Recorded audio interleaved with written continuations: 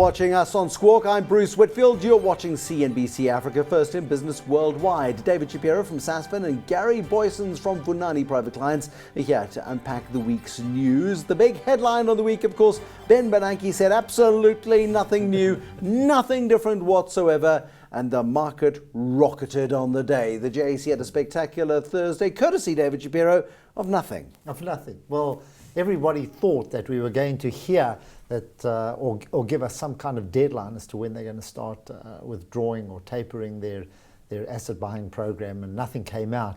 What did come out is that they're going to continue as they were, but that doesn't say anything because they can start next month. Remember, this is a month in arrears. It most certainly is. But last Friday's jobs numbers, 190,000 new jobs created in the United States, suddenly got the markets really concerned that this is the data point, the one thing that Ben Bernanke is going to look at, because all he cares about is this one thing, of course. Yeah. So Ben Bernanke is going to look at the jobs number and then he's going to start tapering. Markets are psychotic, Gary. Especially around Bernanke. And I think the June announcement, he looked into the camera and said, I will do whatever's necessary. Do not worry. And I think the words were, I hope the market is listening to me now. And I mean, you have to take that as, he's a backstop. It's the Bernanke put. You're safe. You can invest because anything goes wrong, it's data dependent. He's going to step back in. So, but it is insane. I hope it starts because you want the world to normalize. We want to go back to a US where interest rates start going up, where savers can actually save and put their money in safe investments. The worst thing about all of this is that anybody puts their money on fixed interest investments, there's virtually no return. So I would like the world to normalize. How much of the volatility, how much of the insanity, the madness that we see in markets is being driven by algorithms? You both work in businesses with real human beings who pick up a telephone or send an email or maybe even an SMS if you know them well enough to say, oh, could you buy me some Anglos, please?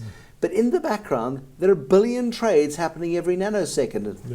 Why are you pointing at it? Gary's a youngster. Yeah. He's a baby. Oh, he doesn't remember what people were like. He doesn't know anything. But when well, I don't mean he doesn't know about I have to retract that. But he doesn't when we started on the market, and this is way back then. People used to put up their hands and ask for permission to speak. They did. And you wanted a deal, you put up your hand. But markets seldom moved. If they moved 0.5% in a day, that was a big chunky movement in that, and therefore for us, for people who have gone through that, to see movements of 5% either way is just quite astonishing. But get used to it.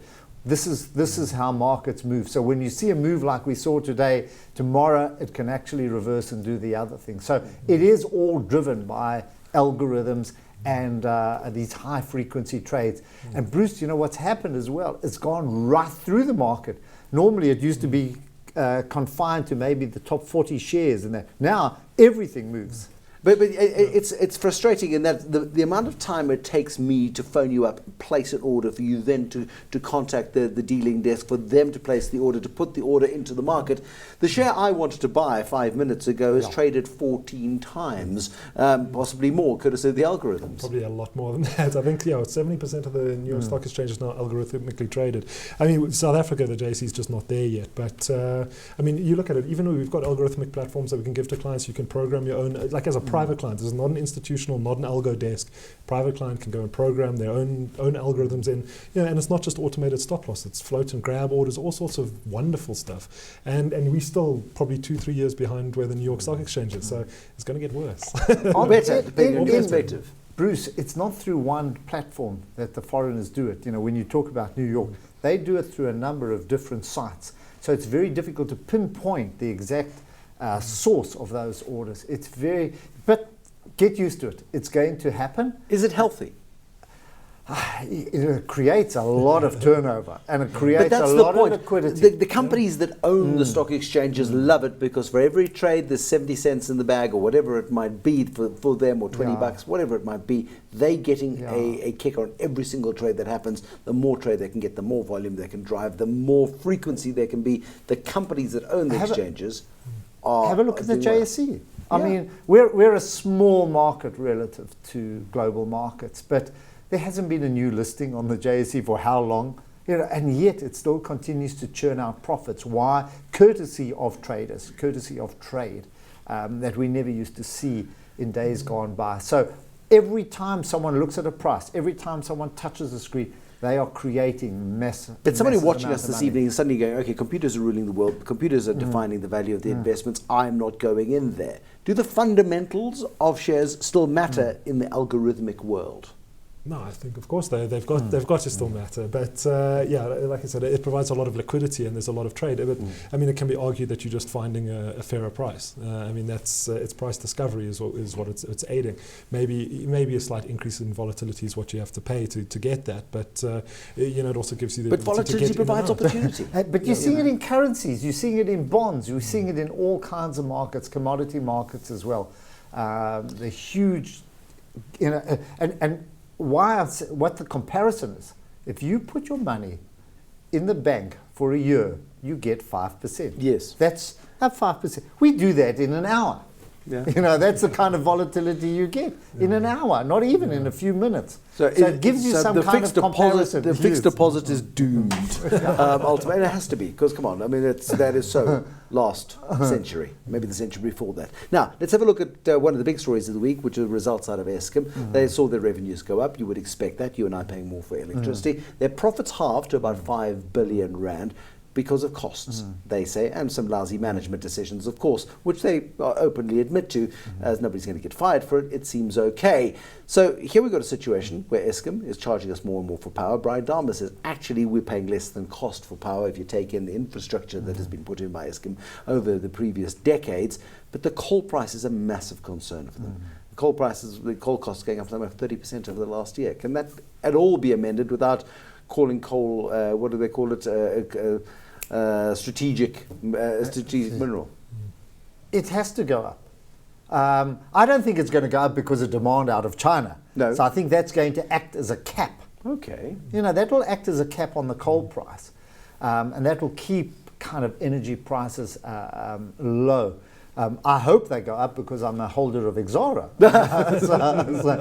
But we're not, you know, our exports, even though we're exporting and that, I think coal has come down with oil and come down with the general commodity prices. So I'm not sure that's a real valid excuse. They do want to keep it down because they want to, of course, they want to give us, you know, a lower cost of energy. But I don't think coal is the answer. I don't think that's the real issue. I mean, the real issue is efficiencies. The real issue is the fact that they're running over with the Me-DUPED power station. I loved what Paulo Flati had to say yesterday. The former financial director of Group 5 is now the former financial director of Eskom. He says the biggest problem we've got in the country is that we've got lousy construction companies that treat their workers badly. They can't project manage and they're just rubbish at what they do. That's massively damning of our construction sector. Is that true?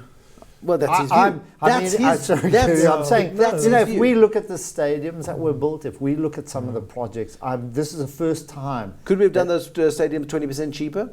Well, if we wouldn't have sat around the table and divvied it up, I'm sure. You know, I mean, if he would have criticised the bosses, you know, yeah, I could have accepted that. But he was at a construction company. He was Group 5. Which is why it gives his statements credence from a media perspective anyway.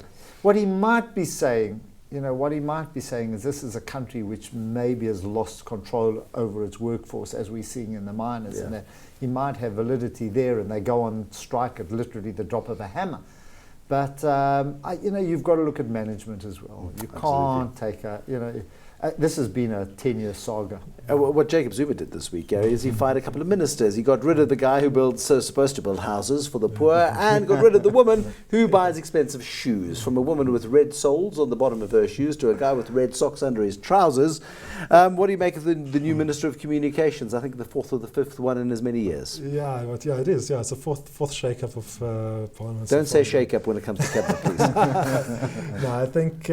Shakes had nothing to do with this one. Yeah, I think Zuma's he's been given obviously a lot of flack around it, but at the same time, I mean, we're looking for performance out of our government as well. Dina Pule had to go. Yeah. There's absolutely no question about that. Is Yunus Karim got any fighting chance of doing anything different in the Department? Doesn't make any difference in the long run, quite honestly. I'm talking about everybody. But surely it doesn't. But surely it makes a difference. It doesn't make any difference. If you've got a government year to go, less than a year. If you've got a government minister who pushes through progressive policy for telecommunications, or at least makes a decent decision on the future of telecom, that's got to be progress. It will. It will be progress. You know, I'm a big Chris Becker fan.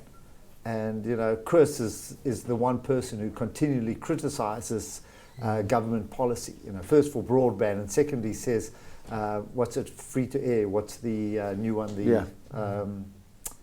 The new thing they're trying to introduce. He says all they have to say is go. Everyone's ready. Just say go. We'll do it. And yet it drags and drags. So I think the Minister of Communications is perhaps, from a South African economic growth point of view, one of the most important ministers. Yeah, you don't realise what broadband and communication does to growth. Well, we look at what Ivy Matsipikasburi didn't do to growth, and she was Minister of Communications for 10 years before Sipiwe Nyanda was there briefly. Before then, Sipiwe Nyanda's successor, Roy Padiachi, who then was moved on to another department, he then died. Then Dina Pule, and then of course the new guy in Yunus Karim. I wish him luck holding on to the job, never mind doing anything productive with it. But it's very important. In fact, if you listen to Chris, and why you're getting carried away is that if you listen to Chris Becker, we're falling behind the rest of Africa. Absolutely.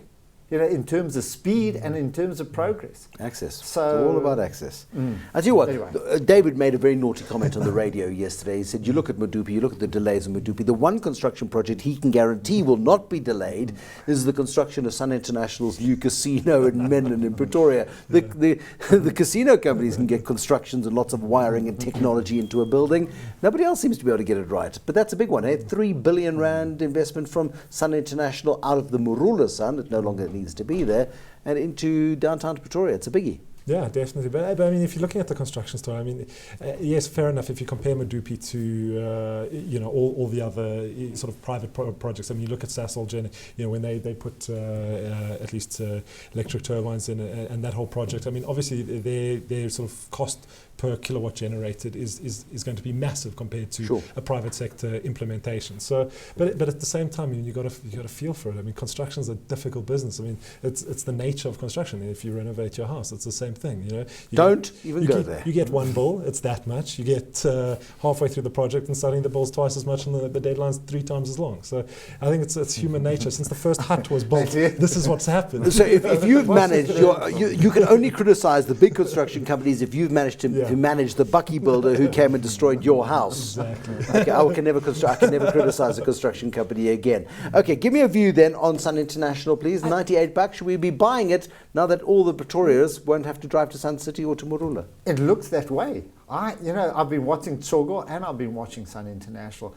They seem to be bulletproof. They're the kind of companies that I thought under this economy would take a lot of pressure, yet they just seem to be pushing through profits, cash profits all the time.